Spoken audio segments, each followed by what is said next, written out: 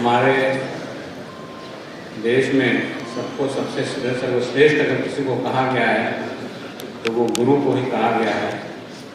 ईश्वर से भी ऊपर अगर कोई है तो वो गुरु है।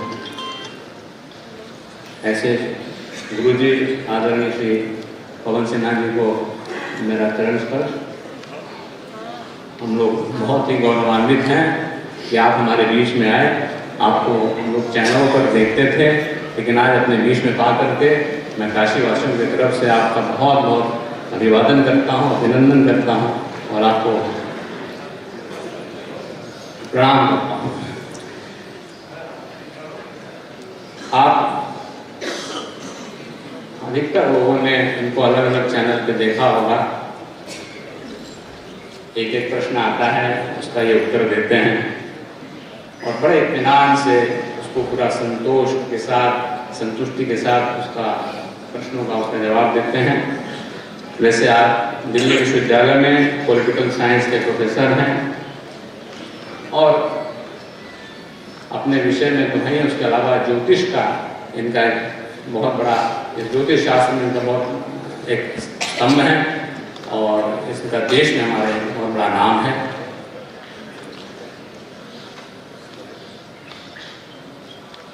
आज ये हमारे बीच में आए मुख्य रूप से अपना इनका जो शिक्षण का व्यवसाय, शिक्षण में है, ज्योतिष में है, लेकिन मुख्य उद्देश्य इनका भी आज इस मंच में जितने सारे लोग हैं उनमें आपका भी ध्येय उद्देश्य वही है कि देश की जनता को प्रेरित करना, उनमें राष्ट्र भावना को जगाना, अपनी सभ्यता, अपनी संस्कृति, अपना जो गौरवमय इतिहास है उससे लोगों का परिचय कराना।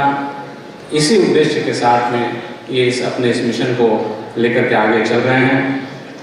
आपका पूरा ये प्रयास रहता है कि आज की जो युवा पीढ़ी है उसको हम अपना सनातन धर्म है उसके बारे में उसको ठीक से उसको बताएं, ताकि उसको उसके बारे में जानकारी हो कि हमारे देश का वास्तव में इतिहास क्या रहा है। और ऐसे नहीं, इस चीज को वो वैज्ञानिक तार्किक मार्ग से बताने की पूरी कोशिश करते हैं, ताकि युवा पीढ़ी को ये न लगे कि कोई चीज उस पर थोपी जा रही है, बल्कि उसको ठीक से समझाने का प्रयास किया जा रहा है।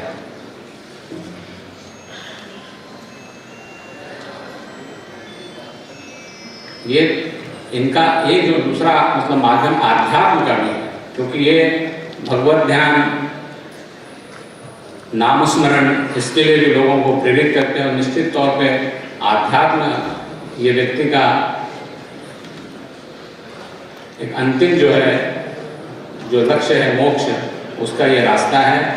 और कर्म करते हुए जाना और उसको प्राप्त करना, तो अपने कर्म को करना और राष्ट्र चेतना जगा करके राष्ट्र के हित में कार्य करना, इसके लिए युवा पीढ़ी को प्रेरित करना, ये आपका उद्देश्य है।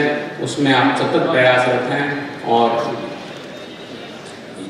इसके लिए इन्होंने एक गुरुकुल बहुत अच्छा सा बनाया है गाजियाबाद के पास में। मैंने देखा तो नहीं, मैंने सुना है कि वो बहुत ही उत्कृष्ट गुरुकुल है। और वास्तव में हमारे देश में जो ये गुरुकुल पद्धति थी वही एक बहुत बड़ा आधार था, गुरुकुल पद्धति, जिससे कि हमारे राष्ट्र का गौरव था। और अंग्रेजों ने इसी गुरुकुल को खत्म किया और सारी शिक्षा पद्धति जो है वो दूषित हुई और हम अपने संस्कारों से, अपनी संस्कृति से, अपने इतिहास से वंचित हुए। गुरुजी, आदरणीय गुरुजी ऐसा ही गुरुकुल उन्होंने बनाया है और उसमें इसी तरीके की वो शिक्षा दे करके युवा पीढ़ी को पूरा ज्ञान इस ढंग से दे रहे हैं कि वो युवा पीढ़ी जो है वो आगे चल करके राष्ट्र के हित में काम करे। ऐसे महापुरुष को मैं काशी जनता की तरफ से अभिवादन करता हूँ और अपनी वाणी को आराम करता हूँ। धन्यवाद। सबसे पहले मातृ वंदन करेंगे और जोरदार तरीके से उद्घोष करेंगे, पूरे भारत माता की वंदे वंदे हर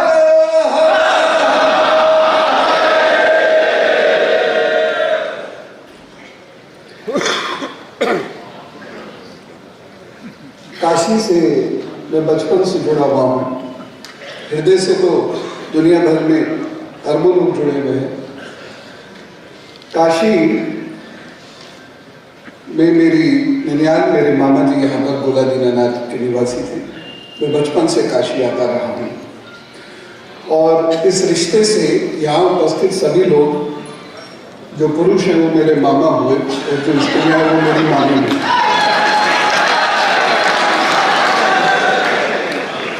और उनके जितने भी बच्चे हैं जो जनसंख्या नियंत्रण कानून के दायरे में भी नहीं आ रहे हैं, वो सभी मेरे बहन भाई हैं। तो मामा जी लोग, मामी जी लोग और मेरे सारे बहन भाइयों को मेरा हृदय से प्रणाम। आप लोग मुझे देख पा रहे हैं? तो जितना अच्छा वहां दिखना हो, यहां से नहीं दिखना होगा, क्योंकि कितनी भी लाइट मेरे चेहरे पर डाल लीजिए वो थोड़ा दिखने में मुश्किल आ जाती है। मैं पहले ऐसा नहीं था, बड़ा गोरा था, लेकिन जब से हिंदू राष्ट्र की बात की है तब से थोड़ा रंग गिर गया है।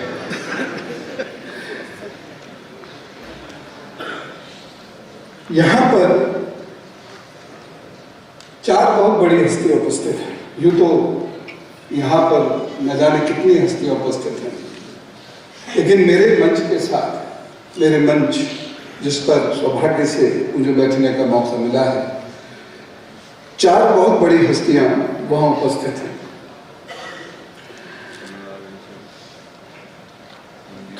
General GD. Bakshi ji, colonel R.S. Singh साहब, हमारे अग्रज श्री पुष्पेंद्र जी, और जिनको मैं तो छोटा भाई कहूंगा, मेरे छोटे भाई जिनको सभी ने सुना, विष्णु जी।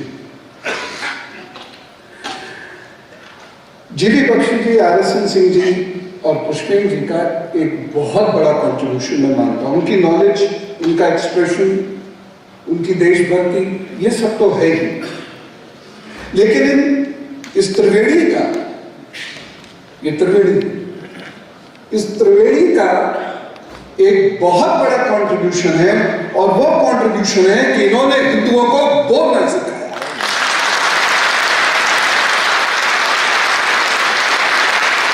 और इसीलिए मैं आप सबसे एक बार निवेदन स्वरूप ये प्रार्थना करता हूं कि इस त्रिवेणी के लिए खड़े होकर कर्तव्य ध्वनि से इनका स्वागत कीजिए।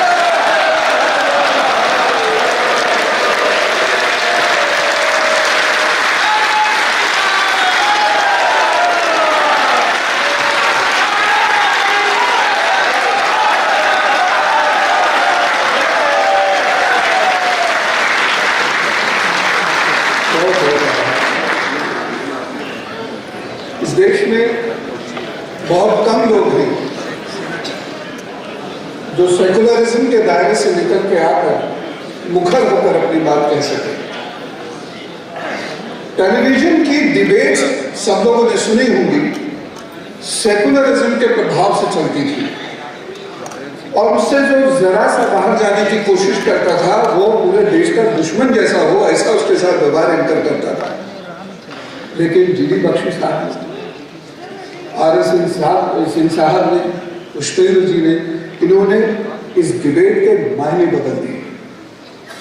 आपको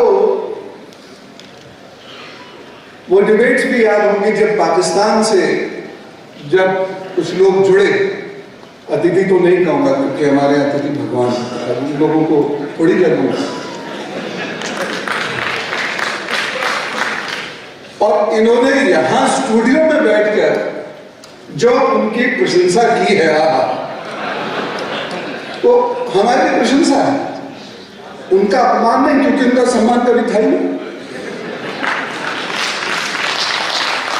तो इन लोगों ने उनका अपने सनातन तरीके से जो सम्मान करना का सलीका हिंदू समाज को सिखाया, उसके लिए भी मैं इस त्रिवेणी को प्रणाम करता हूं।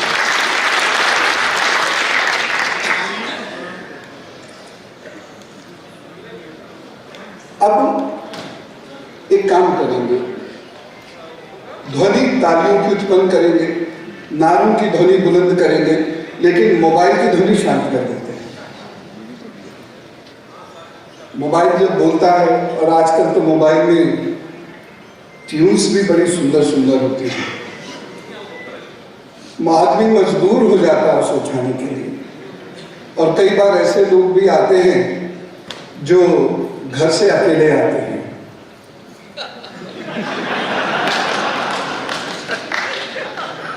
तो थोड़ी देर में क्वेश्चन मार्क आता है मोबाइल के माध्यम से, कहाँ हो? और उस वक्त व्यक्ति देश दुनिया को भूलकर अपना घर बचाने के लिए उस फोन को उठाता है। समस्या ये होती है कि उस वक्त जो देश की बात कर रहा होता है वो विचलित हो जाता है। तो मेरा ये आपसे निवेदन रहेगा कि थोड़ी देर के लिए मोबाइल की ध्वनि बंद कर दीजिए, क्योंकि बाकी ध्वनियां तो बंद हो नहीं सकती, मोबाइल मशीनें इसकी कर सकती हैं। विषय सिक्योरिटी है, इंटरनल सिक्योरिटी। मैं विषय का कोई विशेषज्ञ नहीं हूं। मेरे पूर्व वक्ता कर्नल सिंह साहब और मेरे आगे आने वाले वक्ता जनरल बख्शी ये इसके मर्मज्ञ हैं, लेकिन मैं आपको एक लाइन से आंतरिक ये सुरक्षा क्या होती है या रक्षा क्या होती है ये बताना चाहता हूं। सुरक्षा का अर्थ है, और इसे ध्यान से समझिए, हिंदू समाज को अब नैरेटिव गढ़ने के लिए कुछ समझ होनी आवश्यक है, ऐसा मुझे लगता है। और मैं इसका मतलब ये नहीं कह रहा हूं कि यहाँ पर जो उपस्थित है उन्हें ये समझ नहीं, मैं उन सभी के लिए कह रहा हूं जो इस देश में कहीं भी बसते हैं, कहीं भी ऐसे हिंदू हैं, उन्हें अब अपने मुद्दों की समझ होना, वो भी बहुत गहरी समझ होना जरूरी है। अगर समझ होती तो हमारे साथ एक खेल नहीं हुआ होता 1976 में 42वें संशोधन के मुताबिक। 1976 में 42वां संशोधन हुआ, वर्ड सेक्युलरिज्म इंसर्ट किया गया और उसके बाद हिंदू राष्ट्र की परिकल्पना को दबा दिया गया, और इस कदर दबा दिया गया कि इसका उच्चारण करने वाला भी मानो कोई कल्प्रिट है। अभी जी सिंह जी की बात कर रहे थे भाई विष्णु, अजीब स्थिति। तो इसलिए हमारे अंदर जरूरी है वो ज्ञान हो, वो समझ हो। सुरक्षा और रक्षा ये दो अलग अलग शब्द हैं। जब हम स्थिर हो, जो श्री कृष्ण कहते हैं स्थित प्रज्ञ, श्री कृष्ण जी की गोनंद वाली और काल यवन वाली बात भी मैं बताऊंगा और उसको आंतरिक सुरक्षा से जोड़ने की कोशिश करूंगा। तो जब स्थिर हो, स्टेबिलिटी हो, इकोनॉमिक स्टेबिलिटी हो, पॉलिटिकल स्टेबिलिटी हो, बॉर्डर पे स्टेबिलिटी हो, क्राइम ना हो, ऐसी एक स्थिति को हम कहते हैं सुरक्षा, सिक्योरिटी। और इस सुरक्षा को बचाने के लिए जितने उपक्रम किए जाते हैं उसको हम कहते हैं रक्षा। उदाहरण के लिए पुलवामा का ना होने देना ये सुरक्षा का विषय है, लेकिन अगर पुलवामा हो गया है तो बालाकोट करना ये रक्षा का विषय है। मैं धर्म का व्यक्ति हूं आपकी तरह से, जिस धर्म ने हमेशा साधुओं को संरक्षण दिया, परित्राणाय साधुनाम, और दुष्टों का विनाश किया, विनाशाय दुष्कृतम्। हमें औचित्यपूर्ण हिंसा से डर नहीं होना चाहिए, भय नहीं होना चाहिए, लेकिन शांति की स्थापना करना यह तो जरूरी है सुरक्षा की दृष्टि से। लेकिन भय मुक्त होकर अपने दुष्ट दुश्मन का नाश करना भी जरूरी है सुरक्षा की दृष्टि से।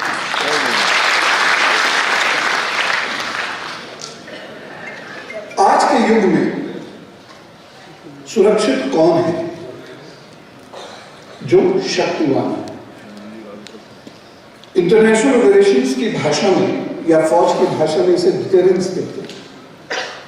डिटेरेंस का मतलब है कि आप पर जो शक्ति बल है, यदि ये दुश्मन से अधिक है तो वह आप पर आक्रमण नहीं करेगा, और अगर ये कम हो गया, अगर शत्रु के मन में आपका भय नहीं है तो शत्रु आप पर आक्रमण करेगा।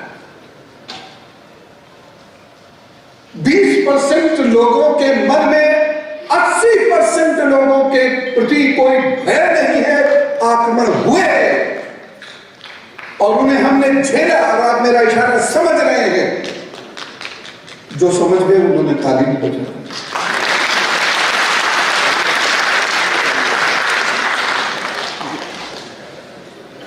एक मजबूत सरकार, एक कल्चरल रेवोल्यूशन हुआ, सांस्कृतिक क्रांति हुई।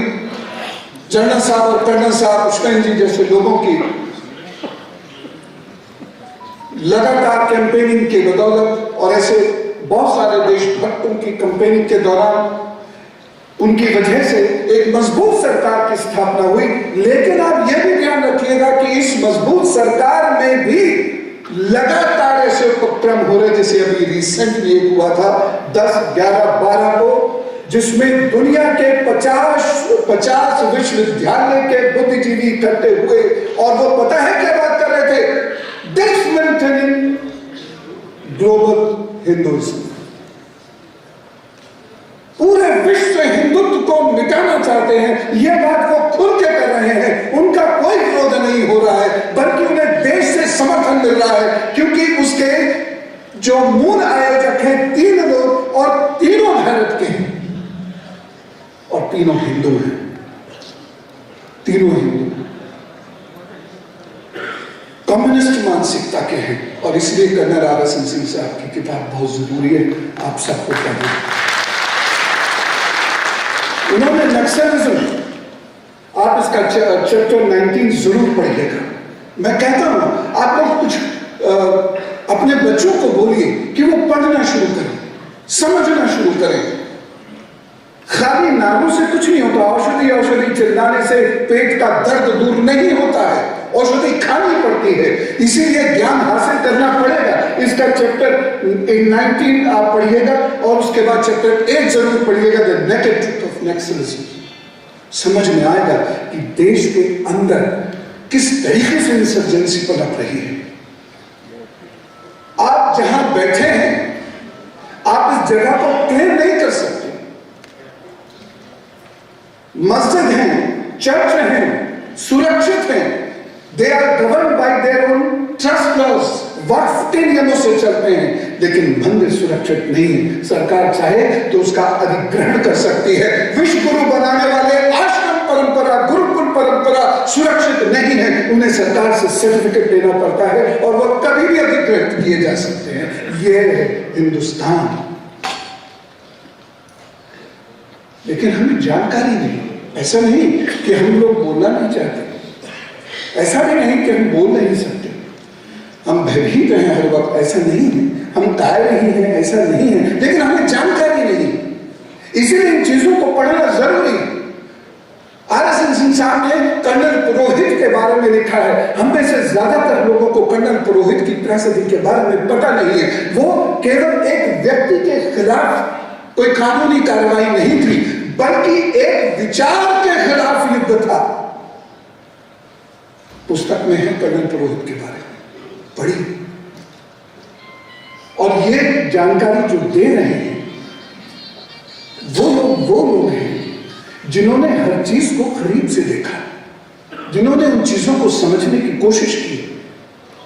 वो हेड ऑफ द अफेयर्स में रहे हैं। किसी ने कश्मीर में कमांड किया है, किसी ने पॉलिटिकल सर्वेलेंसेस की है। ऐसी पुस्तकों को पढ़ना बहुत जरूरी है। ऐसे लोगों को सुनना यह बहुत जरूरी है। नहीं तो हम अगर लिटरेट हैं, इलिटरेट में उस सेंस में नहीं कि हस्ताक्षर या ABCD या बस अदा। इलिटरेट का मतलब है कि यदि हम अपने पॉलिटिकल इश्यूज को, सोशल इश्यूज को, रिलीजियस इश्यूज को, स्पिरिचुअल इश्यूज को, धार्मिक मुद्दों को गहराई से नहीं समझते हैं तो कोई भी बाहर से व्यक्ति आएगा और हमें काबू में कर लेगा।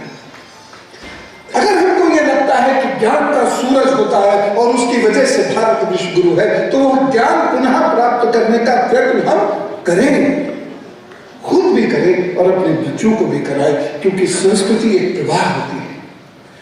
1835 में मैकाले ने यही किया था, फिल्ट्रेशन थ्योरी, एजुकेशन को बर्बाद किया और उसने ऊपर के लोगों को स्पेसिफिक ब्रिटिश एजुकेशन देनी शुरू करी। इसलिए देनी शुरू करी क्योंकि उन लोगों को यदि वो पढ़ा देगा तो नीचे वाले उन्हें देखकर अपने बच्चों को कॉन्वेंट स्कूल भेजने लगेंगे, और ऐसा हुआ। मैकाले, आपको जानकर आश्चर्य होगा, एजुकेशनिस्ट नहीं, वो वॉर सेक्रेटरी है, युद्ध सचिव है। एक युद्ध सचिव को भारत की शिक्षा नीति क्यों बनाने के लिए दी गई, ये समझ लीजिए आप। क्योंकि अंग्रेजों ने एक युद्ध किया था, एसिमेट्रिक वॉर मैं उसको कहता हूं, उसको टेक्निकली भी एसिमेट्रिक वॉरफेयर कहा जाता है। एसिमेट्रिक वॉरफेयर के तहत मैकाले ने भारत में भारतीयों के विरुद्ध, भारत के धर्म के विरुद्ध, भारत की भाषा के विरुद्ध एक युद्ध छेड़ा, और इस युद्ध में भारतीयों को ही सहयोगी बनाया। इस युद्ध में गोलियां नहीं चली, रक्त नहीं बना, लेकिन पूरा भारत गुलाम होता चला गया। और कई लोग आज भी उस मानसिकता से बाहर नहीं आ पाए हैं। यदि मन स्वतंत्र नहीं है तो राष्ट्र स्वतंत्र नहीं करा सकते।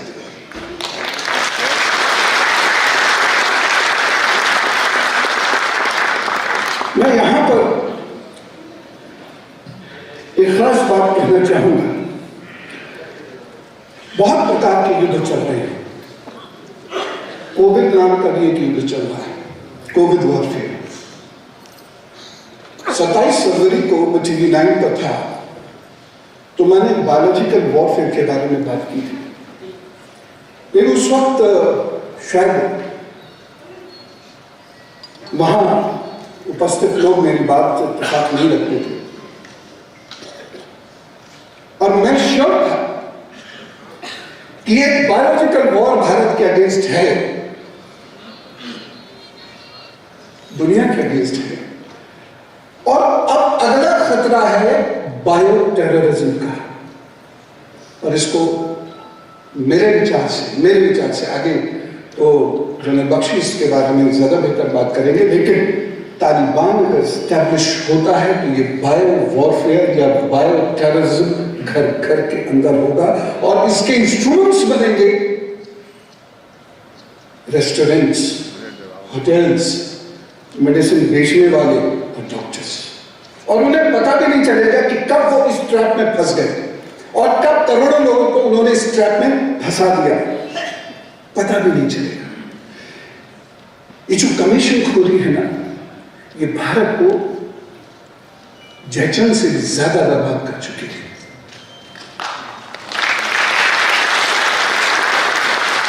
इस कमीशन खोरी को रोकने के लिए कानून लचर है, भ्रष्टाचार को रोकने के लिए कानून लचर है।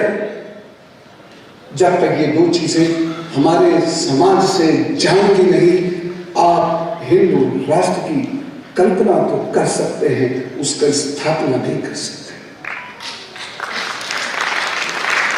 कभी सोच के देखिए पैसा कहां से आ रहा है उन लोगों के पास जो भारत के विरुद्ध बोल रहे हैं। कोई नौकरी नहीं है उन एनजीओ के पास, कहां से पैसा आ रहा है? अभी हाल में पिछले एक हफ्ते के अंदर गृह मंत्रालय ने कुछ अच्छे कदम उठाए हैं, लेकिन ये पैसा कहां से आ रहा है जरा सोच के देखिए। आप कैसे दिया ये पैसा? लाया कौन उस पैसे को? मैरीटाइम सिक्योरिटी मत भूलिए, यानी नौसेना का जो कार्य है, समुद्री सुरक्षा, इसको मत भूलिएगा, क्योंकि हमारा दुश्मन एक तरफ से साउथ चाइना सी उसको डिक्लेयर कराना चाहता है, हमारी 200 नॉटिकल माइल्स के भीतर घुसा चला रहा है, उसके खतरे को पहचानिए। इसीलिए लक्षद्वीप जैसी घटनाएं होने लगी हैं और ये होती रहेगी, क्योंकि जितने भी मैरीटाइम टेरिटरीज हैं उन सब पर खतरा है। वहां लोग घुस चुके हैं, आतताई घुस चुके हैं, उन्होंने भारत की नागरिकता प्राप्त कर ली है, वो यहाँ के उसके खिलाफ भी हमारे पास कोई कानून नहीं है। हम उन्हें कैसे रोकें? हम तो रोहिंग्या और बांग्लादेशियों को नहीं रोक पाते, हमारे भीतर के लोग रोहिंग्या और बांग्लादेशियों के लिए खड़े हो सकते हैं, लेकिन अगर कोई हिंदू मर रहा है उसके लिए वो खड़े नहीं होंगे। क्या दिखाना चाहते हैं वो लोग और हम उन्हें क्या देखने देना चाहते हैं? हम यहां पर आक्रामक नहीं होते, कार में जरा सी स्क्रैच पड़ जाती है हम आक्रामक हो जाते हैं, लेकिन कोई देश में कोई मेरे देश में स्क्रैच डाल रहा है हम वहां आक्रामक नहीं होते। क्यों?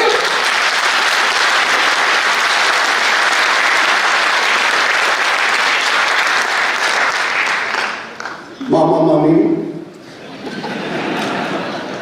आज ये सवाल मैं पूछ रहा हूं, कल आपके बच्चे पूछेंगे और आपके पास शर्म से सर झुकाने के अलावा कोई चारा नहीं बच गया। जब वो बच्चा पूछेगा 1976 में आप थे, 42वां संशोधन आपके सामने हुआ, कम्युनलिज्म के अगेंस्ट बिल आपके सामने इंट्रोड्यूस हुआ था, गायों पर अत्याचार आपके सामने हुआ था, राम मंदिर के लिए खड़े होने वाले लोगों को गोलियों से आपके सामने भूना गया था। जो लोग हिंदू राष्ट्र की स्थापना करना चाहते थे वो आपके सामने मुफलिसी की जिंदगी जीते जीते खत्म हो जा रहे थे, जेलों में सड़ रहे थे। आप क्यों नहीं बोले? आप क्यों नहीं बोले? और कश्मीर, ये जो मैं आपसे कह रहा हूं, ये केवल भविष्य नहीं, ये भूतकाल भी है। आज से लगभग 33 वर्ष पहले कश्मीरियों पर जो अत्याचार हुआ, मस्जिदों से लाउड स्पीकर, ये तो रिकॉर्डेड चीज है, लाउड स्पीकर्स ये कह रहे थे कि जितने कश्मीरी हैं ये निकल जाएगा और यहां पर अपनी बहन बेटियों को छोड़ दें। हिस्ट्री है, रिकॉर्डेड हिस्ट्री है, ये दीवारों पर लिखा गया, पोस्टर्स लगाए गए, और जिन्हें हिंदू बहनें राखियां बांधती थी बहुत प्रेम से, जो बच्चे हिंदू मुसलमान साथ पले बढ़े थे, उन्होंने गाड़ियों से उन बच्चियों को खींच खींच के मारा। अगर मैं गलत नहीं हूं तो जस्टिस तमता ही नाम था उनका, जम्मू कश्मीर में सड़क पर गिरा के मारा था क्योंकि वो भारत के लिए बोल रहे थे। और जब 35A निरस्त होती है, जिसका एग्जिस्टेंस ही नहीं था, वो एक अध्यादेश था, मात्र 6 महीने के लिए था, जब वो निरस्त होती है, धारा 370 हटती है, तो यही सारे मुर्गे सुबह की जगह रात में भी बांध देना शुरू कर देते हैं। लेकिन हम नहीं बोलते। थैंक्स टू यू, धन्यवाद है आप सब लोगों का, हम सब लोगों को भी धन्यवाद जाता है, पूरे देश के हिंदुओं को धन्यवाद जाता है कि हमने एक ऐसी सरकार की स्थापना की, हमने आपने की है, एक ऐसी सरकार की स्थापना की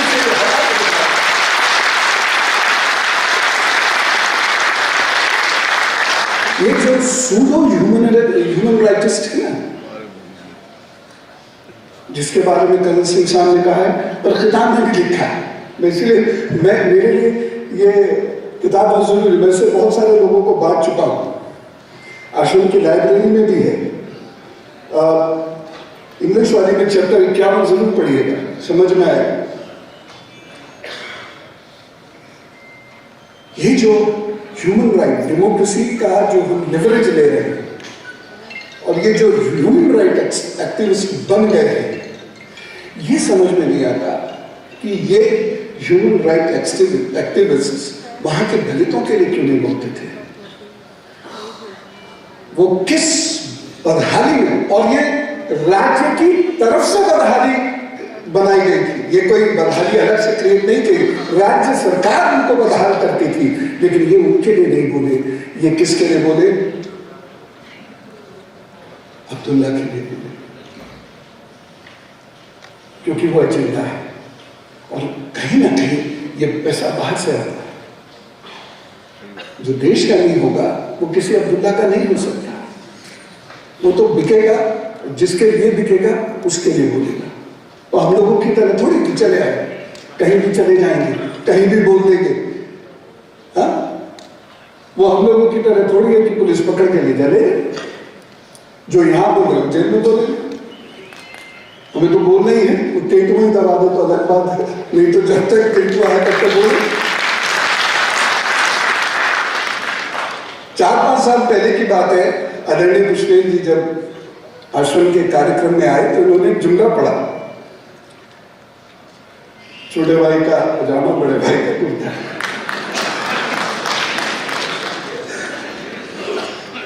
तो मेरे सरीखे कुछ लोग बड़ी जोर से हंसे। मजेदार बात की हंसना भी चाहिए। बाकी लोगों के चेहरे की रंगत उतर गई डर के मारे। अरे ये कैसे कह सकता है कोई, ये तो गलत बात है। अगले दिन कुछ लोगों ने मुझसे कहा कि ये कैसे कह सकते हैं, तो अच्छी बात नहीं है। उसी दिन एक अखबार में खबर नहीं, उसी दिन कोई आए हुए थे, उन्होंने इस बात को कहा कि स्कूल में बच्चे को इसलिए मारा गया कि घुसने नहीं दिया गया क्योंकि उसने तिलक लगाया। मैंने वो अखबार उनके सामने किया, मैंने कहा देखिए 42nd अमेंडमेंट, देखिए सेक्युलरिज्म, इसके तिलक के लिए आप नहीं बोल रहे हैं। तिलक लगा के स्कूल जा सकता है, देश का कानून, देश का संविधान इसे परमिट करता है।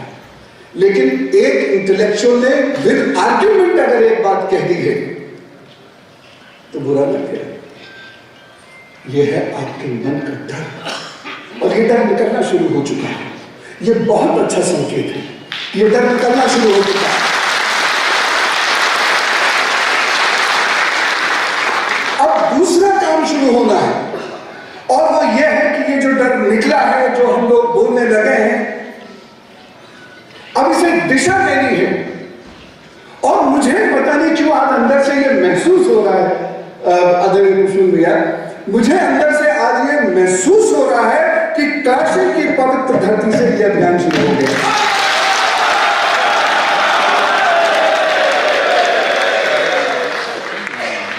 मजा नहीं आता।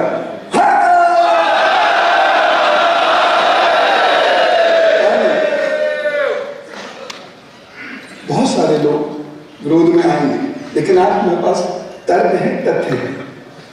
ऐसी पुस्तक है जिसमें इंटरनेशनल कौन हम पहचान सकते हैं किसको वास्तव में अफगानिस्तान और पाकिस्तान भेजना है। ये पुस्तक पढ़ने के बाद समझ में आएगा, और वो नहीं जाएंगे, ये भी तय है। सिद्धू जी गए,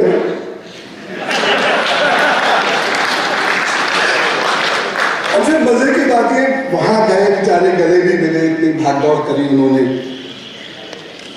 एक के गले में तो लटकी से गए थे वो लगभग। मुख्यमंत्री तो शायद अभी भी नहीं मिले।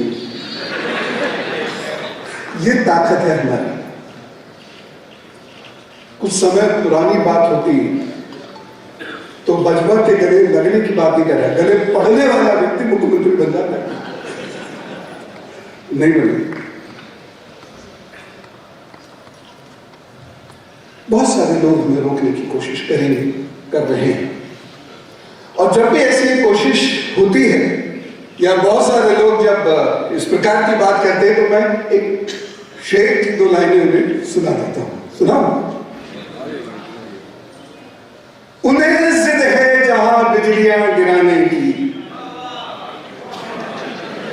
अच्छा समझ में आ गया?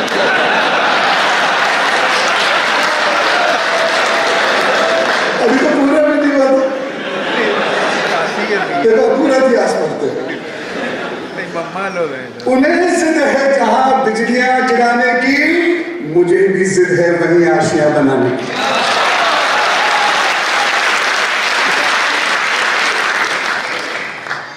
सम्राट अशोक के समय से ही जो लड़ाई शुरू हुई थी, अस्तित्व की लड़ाई, हार जीत होती रही। 2010 के बाद से देखिए कितना लंबा समय संस्कृति ने युद्ध में बिताया है।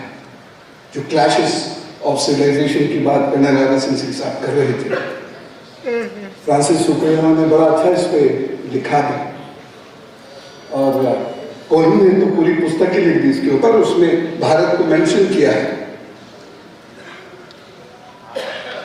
इतना लंबा क्लैश ऑफ सिविलाइजेशन, शायद हमारे और यहूदियों के अलावा किसी ने नहीं किया। वो भी स्थापित है, हम भी स्थापित होने लगे हैं। और अगर ये संघर्ष हमने 5-7 साल और कर लिया तो स्थापित पूरी तरह हो जाएंगे। पवित्र नगरी के पवित्र मंच से एक बात मैं बहुत स्पष्ट कहना चाहता हूं। जब भी हम हिंदू राष्ट्र की बात करते हैं, लोगों के मन में भय पैदा हो जाता है कि ये तो बड़ा आक्रामक व्यक्ति है, ये लोग अच्छे नहीं हैं। लेकिन एक बात बताना चाहता हूं, 11 सितंबर 1893 याद कीजिएगा, शिकागो में स्वामी विवेकानंद जी ने कहा था, हम वो लोग हैं जिन्होंने पूरी दुनिया के लोगों को और हर धर्म को आश्रय दिया इज्जत के साथ। हिंदू राष्ट्र में कोई भी धर्म का व्यक्ति हो, वो सदा सुखी रहेगा, सुरक्षित रहेगा। हमारी जीन्स ही ऐसी है कि हम प्यार किए बिना रह नहीं सकते, घर में लड़ते हैं, वो एक अलग बात है। कोई दीदी बड़ी जोर से है, लेकिन हम अतिथियों से नहीं लड़ते हैं, हम उन्हें प्यार करते हैं, हम उन्हें सुरक्षित करते हैं। श्री कृष्ण जी कश्मीर को आजाद कराने के लिए गोलन को मारते हैं। श्री कृष्ण के भक्त ये सुन, काल यवन मलेच्छ भारत के लोग नहीं, वो यवन सेना के साथ श्री कृष्ण को मारने आया था। शायद डेड बॉडी भी नहीं गई उसकी। श्री कृष्ण ने इस प्रकार धर्म की रक्षा की है।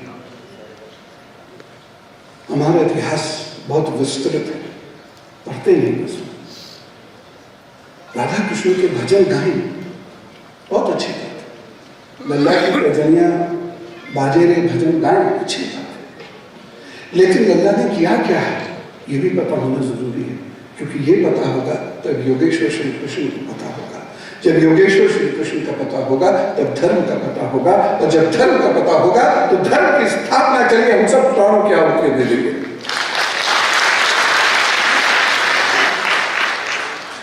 आज यहाँ के बहुत अच्छा लग रहा है। चलते चलते इतना मैं जरूर कहना चाहूंगा, खासतौर से अभिनंदन करते हुए श्री नितिन मल्होत्रा जी का, पांडुरंग जी का, सतीश जैन साहब का, अनिल कुमार यादव जी का, अनिल जी का, ओम यादव जी का बहुत धन्यवाद। मुझ जैसे व्यक्ति को बड़ा खतरा मान लेके यहाँ बुलाया, क्योंकि बाकी चार का तो स्पष्ट है। एक कानून के माध्यम से राष्ट्र के लिए लड़ रहे हैं, 3 लोगों को सारी दुनिया ही जान चुकी है अब तक। बहुत सारे लोग सोच रहे होंगे कि मेरे यहाँ होने का क्या मतलब है, और हो सकता है कई लोग अपनी जेब में पर्चियां लाए भी होंगे,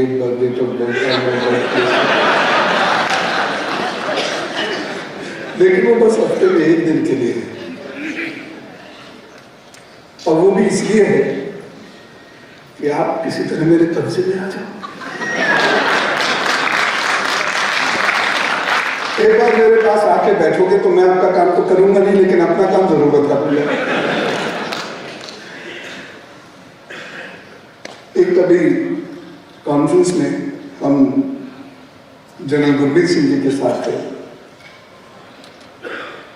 बख्शी साहब ने उन्हें भी पढ़ाया है, अभी वो कुछ दिन पहले उत्तराखंड के गवर्नर हुए हैं।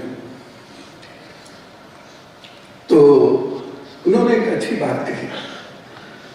उन्होंने कहा संत, सैनिक और आज की, और संत, सैनिक और स्कॉलर्स, अगर ये 3 लोग मिल जाएं तो इस देश का कल्याण होने से और इस देश की वास्तविक स्थापना होने से कोई नहीं रोक सकता।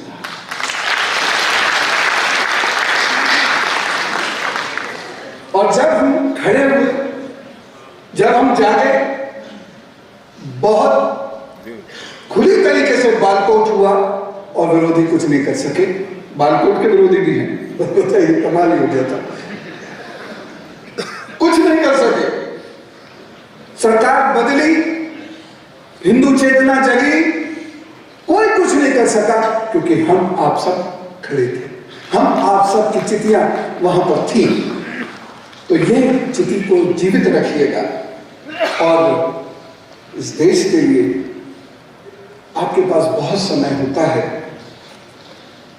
उस समय में से थोड़ा सा समय इस देश के लिए निकाल कर थोड़ा सा त्याग कीजिए, थोड़ा सा चीजों को समझिए, पढ़िए, और जहां आह्वान हो राष्ट्र के लिए वहां खड़े हो जाइए। खड़े ही हो जाइए, इतना ही बहुत है, खड़े हो जाना बहुत है। मुझे वो समय याद आ रहा है जब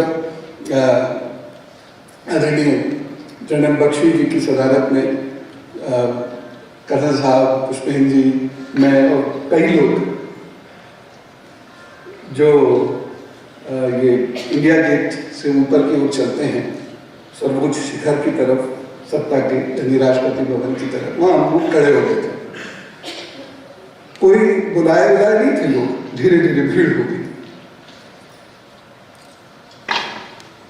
माननीय राष्ट्रपति जी को ज्ञापन दे दिया गया और उसके बाद क्या हुआ सब लोगों को पता ही। खड़े होने की वजह से ये खड़े होने की वजह, क्योंकि लड़ाई केवल एक व्यक्ति अर्नब की नहीं थी। लड़ाई ये थी कि क्या मैं मेरी संस्कृति की बात मेरे चैनल से भी नहीं कर सकता? ये पाप है क्या? अब ये पाप नहीं होने देंगे। हम सब खड़े हैं और निश्चित रूप से हम लोग आगे बढ़ेंगे। तालिबानियों की कोई मजाल नहीं कि वो हमें घुसाए, लेकिन तैयारी पूरी रखिएगा, क्योंकि बदमाश लोग हैं और उनके सामने समस्या क्या है कि उनको जो उनके मौलवियों ने, मौलानाओं ने पढ़ाया है, वो एक्सक्लूसिविटी पढ़ाएंगे, इंक्लूसिविटी नहीं पढ़ाएंगे। वो सबको साथ लेके चल ही नहीं सकते, उनका डीएनए बदल चुका है। वो मजबूरी है, वो कुछ दिनों के लिए उन्हें सत्ता में रहने दीजिए, आपस में एक दूसरे पे एक चला देंगे।